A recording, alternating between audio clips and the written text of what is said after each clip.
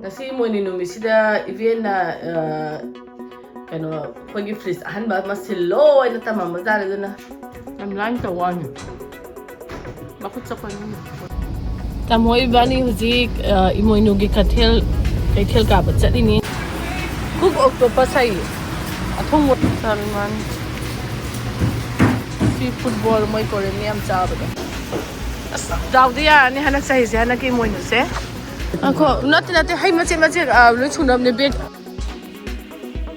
ai ha ten po che mo ya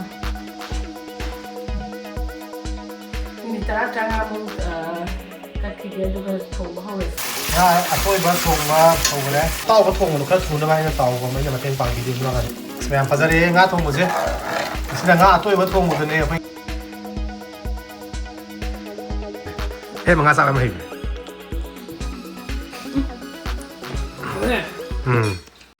Hello mayam kuramzeri mayam ngasi mayam punama happy Emoinu hanaki sahigi 2025 ki Emoinu sidagi mayam punama chahonga hongba watapa dabo eminarasi aduga ngasi Emoinu numise aigonda ngasi aisi ngasi yam phanjai na khalle kaigina haraga aina ngasi iliba phise aigonda yamna pamjai aduga aigonda pakchai kana su khanjai khangde ko mayam habiro opa e pakte habdo aduga sigi phise aigonda collection by Khuman na aigonda gi pibire pane kuira bane sigi phise pirapa do aise tanjama isa sadaba de phise phajaman gidana ina pamudana khoigi mafam sa amda ingena aduga lagi gumbada ining ba haitare ko masude phajaba sigi aduna thambane doga sigi yam tanja yam sare Emoinu numisega mari leina aina isoda su si ilaga collection by Khuman su amuke hena magi collection khoigi magi business se sakhotpa dagi phajaba pothok haibadi phane phige phane khangde phajaba pothokpa oiras nu haina Emoinu imada ibenda aina ngasi khoramage ko aduga Sigi piece I nakan us hapchara ge mogi page sida leire aduga description da so tanga ge yengbiu mayam apama pamba adum khanbiu aduga order tawsan ba habedi customize to bosu yai IP design si pami machu sita wo adu hakpiu ha se loina mak ya bane yam nungai bane aduna changa ga su yengbiu thank you once again collection by Khuman piece aina yam pamjare mayam phajade habado comment da habiramo piece pa ipakte habado ai achamba pi machu su yam pamjai duna ai gi wena di thamoina pamjare aduga amana tamoi bani da mayamna adum message tharapa WhatsApp ta message tharapa adegi Facebook Insta da DM toropa ade agi YouTube ki video anouba hakatpada mayamna pakhatana comment pirapa habedi jenina tamo kano huji California da mai chakpodo kem soktabra ichi hoigi tamoi gi mundu kem soktabra habado adumaina ga hangapodo tamoi bani se pukning yam nusi yamna nuai hangbirapodo habedi akhoi sida akhoi gi mi ama leiki mi ama khangnaba lei khotle kaina hangbirapodo wabibado adu yam nuai thank you ado tasengna akhoi bi kem ta hodre habedi akhoi na lairiba mafam sina northern California ni aduga hujik mai chaiba mafam sina southern California ni ko habedi akhoi gi Imphal degina Silguri natraga Imphal deina Guwahati hatare adu fawba lape mafamse 6 hours adegi 6 hours 6.5 hours madam chatlaga lei ba car gari macha daga satari aduna lapna re akhori kem so dare aduga nungsu yam nuaite yum mama mai cha e adegi phaja ba mogi mayam su uramani ko news ke kada hoi history habedi mogi thaina degi no tor mayam daga habedi LSA malming adum chatlini dana ko duma mayam chakho khopa mayam do uraga thawai yam nuaite pakhatle do wildfire se aseng baidi yamna tawgale California se u kai ka mayam kano tawbone na khoi chida su sahi ani mamang da yam kana tawge do khoi manakta do khoi di udi uraga pakhatle adu kam tadi ta hode khoi su khoi chida ching mamang da ai no mo ulake adu la lei do adu 2020 tawe ko wildfire se do na han Tuesday Wednesday ni meeting sitsi am chit pa hai ta khoi khusira sitini ne ko adu pakhat le pung nung dangi pung tara da adu da ne ba taw se ko aduna kano tawe nuai te do mayam hangbi ra pa gi thank you khoi di kem so odare ado ai theng chu theng kre na si se thap yam yam me ngasai yung freeze kai ka ayuk te gi freeze ya da be mi kai ka sin ba khu ba lak pa adagi mu lai di tau bune na yap sing na tau ning ba ta re yung kai ka lo shan ko chan ba de ano ba pe me am lai ru ba ta mo ba ne ka then sa lo theng do kre na si se theng na ho do re aduna mayam chak thong ba ho ra si chak thong ba di ayam na di hapa roi ge lai gi athem bo kai ka thil se ngasi mo ni no mi sida event na kano khogi freeze ahanba masilo ina tamama jare duna sigi freeze se yadre aduna tan sanaru hai tare ko na han yada bane do ngasi moinu no misida delivery tawge na hai bako adugi huji moi la e si freeze pu giduni aduga anobu do mona kano singi line ke ka dagi arte ka sang samam dune bako ado si semba Manipur do taragadi India do taragadi semba ko patawraga pot kitang yabane part ka silo kholaga adura sida moi si yarangani semba yani ya roi su khang de kai lo da kau bai paisa du da $200 laurani dei yaram dren khala se adu ya seman gi part adu muk laurani de potu gi kai ka du teri mere dum ta ne kan de lai rase yaram ni yaram su khang de na lai re aduna anaba mo pora ani huji pusala ani aduga si pugi bage mu lupa $50 oidune ado akoi gi yawa ba akoi Manipur do em dali tamo ha moi si pugi be lupa $50 se kano oidune ba mi akoi gi lakai gi mi amga tawmina ga thangna ba yumno na ba kai ka taraga freeze dum thangdok pa hundok pa ya bane ba si pugi bage mu lupa yang khai ni pi du se $50 yang khai herdi aduna mi gi value se yam tina chawe sida paisa se aduna ada leiri basing ma khoi nung sina lemina ba matenga pangnai do ado haidi paisa am da longna ba te dana aduni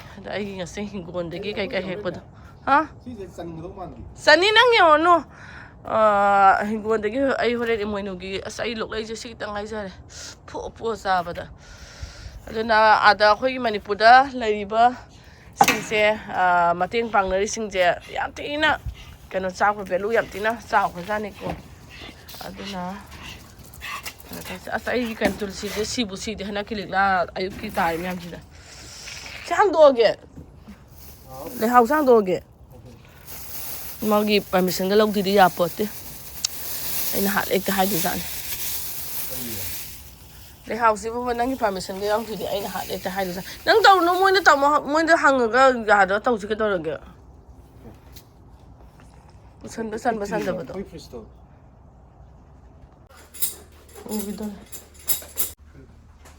ma ba ni na moi ni dang la pula khang ga ya li se te leng ban ya la ji kai du mo ya li se ba si leng ban da o ma ba ni dang ne ko kam lai na taw yong ko si cốt kim nếu mà em phải cái hàng kiểu mà cross story sao? Nhưng cái quoi, mỗi mà sắc tiêu hơn rồi kìa. Ai mỗi sắc kia cái sắc không dễ xem đó nè mà, là cái xem bài thì thấy thuốc ba để cái mà sao mà tàu này tôi là thu rồi hình mình nó luôn. Cái đó nó lên bàn nó khó sân kìa bạn. Yêu nè. Di foto kena tahu reda na. Oleng jom san ko salaga ko. Si pugi bagi $50 sam kena. Hadi pi do ba. Po si pugi bagi 50 ma half to ba na. Ado ma bani gi kena sa pido ni tips sa pido ni. Yang mana kena pang biru na. Yang lain na tahu gi ba do na nang lagi matha sa ba do ha. Kai no, pa ma chu ang bu do so ba. Silver stainless steel ni ka tawag si kupa ali pa ka dule wala ang mo po ina ang mo le hindi ado ni ado ali ang mo po ina ay hindi dang law kutsala ini dam lain ko to ni ko dam lain tawan makutsa pa ni ko sa tesate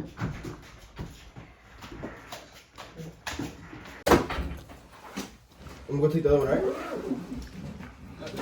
Ano ling zoom din alam galing mo tamo ha. Siyempre siyang pa na kino komra. Ako hana fridge to dagi season na cubic feet ani makai mo hele ba saw. ꯄꯥꯛꯄꯁꯨ ꯍꯦꯜꯂꯦ ꯋꯥꯡꯕꯁꯨ ꯍꯦꯜꯂꯦ fridge ꯌꯥꯔꯛꯇꯕꯩ ꯊꯋꯥꯏ ꯅꯨꯡꯉꯥꯏꯇꯕꯗꯣ ꯀꯩꯝ ꯇꯧꯔꯣꯏ event ꯏꯃꯣꯏꯅꯨꯅꯅꯦ ꯅꯣꯏꯒꯤꯁꯦ ꯁꯥꯏꯖꯇꯨ ꯋꯥꯡꯈꯠꯂꯣ upgrade ꯇꯧꯈꯠꯂꯣꯅ ꯌꯥꯍꯜꯂꯛꯇ꯭ꯔꯤꯅꯦ ꯇꯥꯃꯣ ꯏꯕꯥꯅꯤ ꯍꯧꯖꯤꯛ ꯏꯃꯣꯏꯅꯨꯒꯤ ꯀꯩꯊꯦꯜ ꯀꯥꯕ ꯆꯠꯂꯤꯅꯤ ꯉꯥ ꯆꯥꯛ ꯑꯗꯒꯤ ꯑꯊꯦꯟꯄꯣꯠ ꯀꯥꯕꯒꯤ ꯏꯟꯖꯥꯡ ꯅꯥꯄꯤ ꯀꯩꯀꯥ ꯂꯩꯔꯨꯈꯤꯒꯦ ꯃꯌꯥꯝ ꯀꯨꯛ ꯑꯣꯛꯇꯣꯄꯁ ꯍꯥꯏꯌꯦ ꯑꯊꯣꯡꯕꯔ ꯃꯥꯜꯂꯦ ꯑꯣꯛꯇꯣꯄꯁ ꯑꯊꯣꯡꯕꯅꯦ ꯅꯨꯡꯁꯥꯜꯂ ꯆꯥꯅꯕꯅꯦ ꯁꯤꯅ ꯑꯣꯛꯇꯣꯄꯁ ꯃꯆꯥ ꯃꯆꯥꯗꯣ ꯇꯥꯃꯣ ꯅꯪ ꯁꯤ ꯆꯥꯔꯕ ꯆꯥꯔꯦ ꯑꯇꯥꯎꯕ ꯆꯥꯔꯦ ꯑꯣꯛꯇꯣꯄꯁ ꯃꯆꯥꯁꯦ ꯌꯦꯡꯉꯣ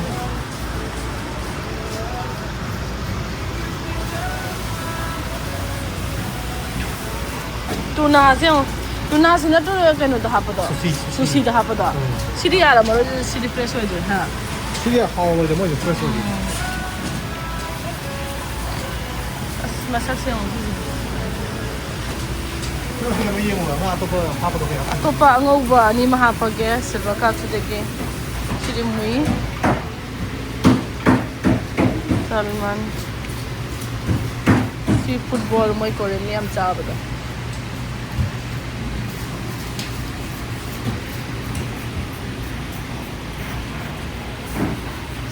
ꯁꯤ ꯃꯈꯜ ꯌꯥꯝ ꯌꯥꯝꯃꯦ ꯑꯁꯤꯗꯩꯁꯨ ꯌꯦꯡꯉꯣ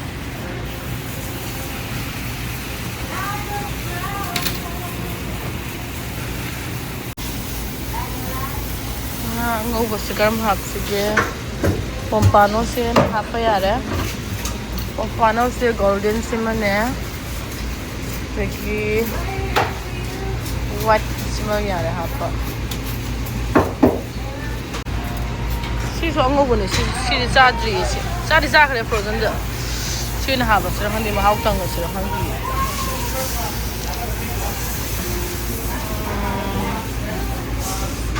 ꯕꯦꯜ ꯐꯤꯁ ꯍꯥꯏꯁꯦ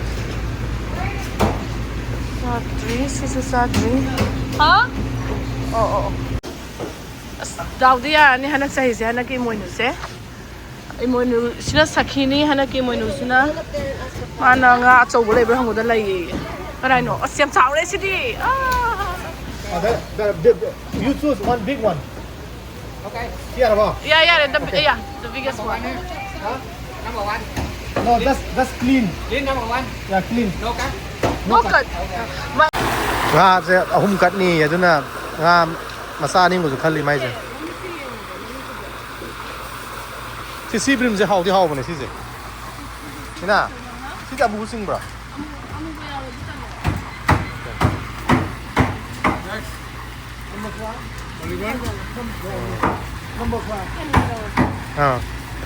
ꯑꯗꯨꯅ ꯀꯛꯑꯒ ꯃꯍꯤ ꯊꯣꯡꯗꯣꯏꯔꯥ ꯁꯤꯅ ꯃꯇꯨꯡ ꯊꯣꯡꯉꯒꯦ ꯑꯅꯤꯗꯪ ꯌꯥꯔꯕꯣ ꯑꯅꯤꯅ ꯌꯥꯔꯅꯤ ꯑꯣꯀꯦ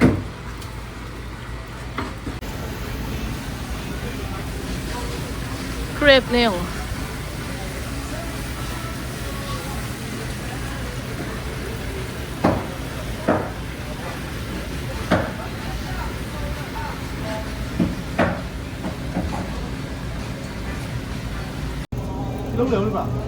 ꯇꯤꯜꯍꯧ ꯏꯟꯗꯤꯌꯟ ꯁ꯭ꯇꯣꯔ ꯆꯪꯉꯤꯅꯦ ꯃꯁꯂꯥꯒꯨꯝꯕ ꯂꯩꯕ ꯑꯇꯩ ꯚꯦꯖꯤꯇꯦꯕꯜ ꯌꯦꯡꯒꯦ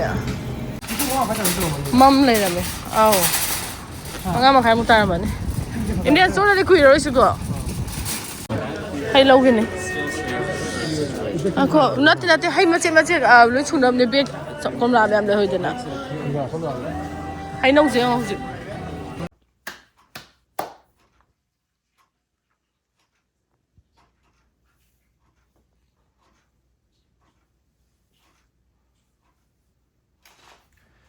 ꯃꯌꯥꯝ ꯍꯦꯄꯤ ꯃꯣꯏꯅꯨ ꯃꯌꯥꯝ ꯆꯥꯎꯍꯣꯡ ꯉꯥꯎꯍꯣꯡꯕ ꯑꯅꯥ ꯑꯌꯦꯛ ꯌꯥꯎꯗꯕ ꯏꯪꯅ ꯆꯤꯛꯅ ꯂꯩꯕ ꯑꯣꯏꯃꯤꯟꯅꯔꯁꯤ ꯑꯩ ꯑꯊꯦꯟꯄꯣꯠꯁꯦ ꯌꯦꯡꯉꯣ ꯃꯌꯥꯝ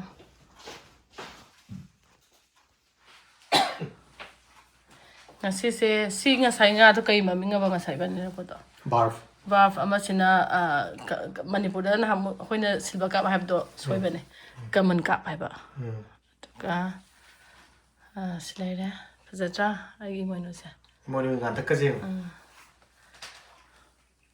ꯑꯩ ꯑꯃꯨꯛ ꯈꯣꯏꯔꯝꯃꯒꯦ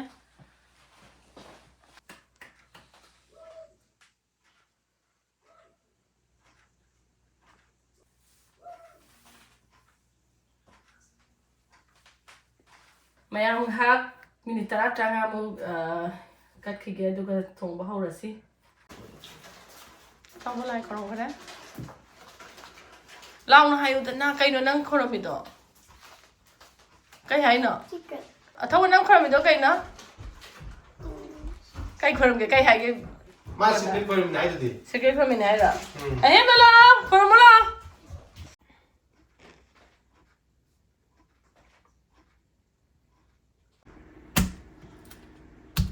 nga se asengwe semalak pa yai ba sing se aduda haidi maku di khol e ko aduga loi semalak pa yai masa piece ka kera ta khai ka kera loina khoi apam le seman ba yai ba ko aduda imoinu di khusmaina changno sa haibedi emoinu da di life khoi gi life ne ka nai dena haidi ka aga kanu tau de dena ma pumun ka nai dena adugi ta ma sema gena semi atum thongbom ne atoi bo thongbom ne ganing kham ne champut am nei romam ne yai na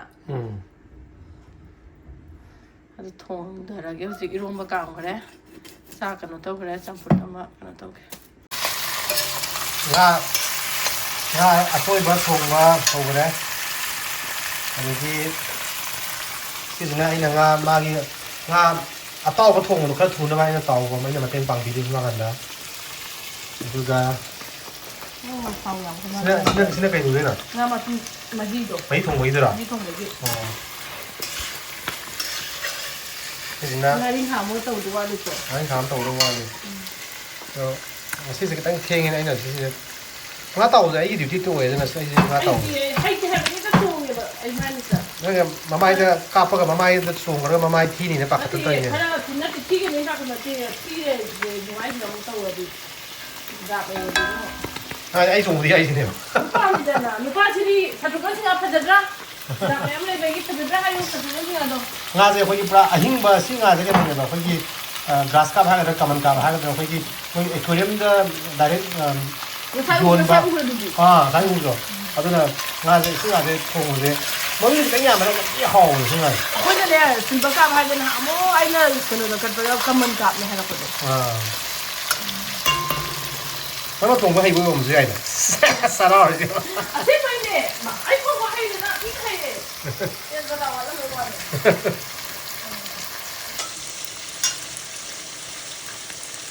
hoa tàu dê rồi xin lẽ hoa tàu có đôi làm như này gì xin lỗi cái mà tiếng quang gì rồi xin lỗi cái đó ngài đình khai xin gà xin một thằng ôm thật sao mà nó xin rồi ngài đình khai cái đó nè ông việc ngay ra tao rồi có hay rồi gì nữa ngài đình khai tao bị rồi nếu mà chắc cũng ngay cả thùng rồi đấy nên gì mà mà nè co cái gì dùng ra mẹ bây giờ đi ngã thùng một chứ xin là ngã tôi vẫn thùng một tuần này phải ki silver cup hai cái ra common cup hai cái ra sai cái đó đây ki amma jina cái này phải ki ngã tàu cái thùng mà ngã tàu vậy nè mấy gì tí này tàu rồi mà xin ngã tàu mình nói xin mai ki ngã mà hít thùng một cái bia số xí đây rồi aduga sisina aina ngong doi ni ngaring ka kango sai nga ko hapak ko nga makok kumba degi magi mamai kumba degi nga ma sa ani do adugi makok tu ko tawaga tawroge ngawroge nga asing bai di nga ahing mo do lai bada mabuk to piro hai bane ba nanga di pirak pane ba masi di mi do Chinese masa do khoi kitang inis kitang khang da ma le Chinese ki store chalu ne duna ma pau phong de ma pirak tere do ya le kasu gai de makok ton torong ngari khang ngawroge aduga ma'am si som ye kana mai message am bijauge chedi ko koina thongi ba kana kon ma'am je koi na ga koi mung da thong sum burak pa ko ni koi spaina yot ki manipuri khang gumba agi spai de gi leiba ka sa gi khang gumba adagi steel gi natraga koi gi ceramic na to ba utensils ata uram gani sigi je koi intentionally koi thawai na to ba kana de decision ne koi gi ma'am na sizna ba koi thong thak dem nungai ba koi gi kana je non stick cookware ma'am do koi gi thau ngo ba khot pa koi gi nap te na adu ma'am do nungai ta zo du do hakchang yam pat ba po ne ba mai teflon gi coating ni na koi gi degrade or akan da mai manung da yorok pa chemical ma'am do na koi hakchang da cancer form to gi sa sa jang wang e ba adu na koi je khar kui re koi gi hanan leiram ba non stick ma'am je loi lang thok re aduga hojik se sigi yot kumba ceramic kumba sting loi ole Manipur cancer se am nanare aduna si kitangju phanaba kogi utensils ma'am je sungba afaba yot kumba regi steel kumba ceramic kumba daga lai ba kumba tapu ma su ro phokuna phara mani ka hogre ai lang utule ai na taw ko na ka nan happen di gun na taw ka we taw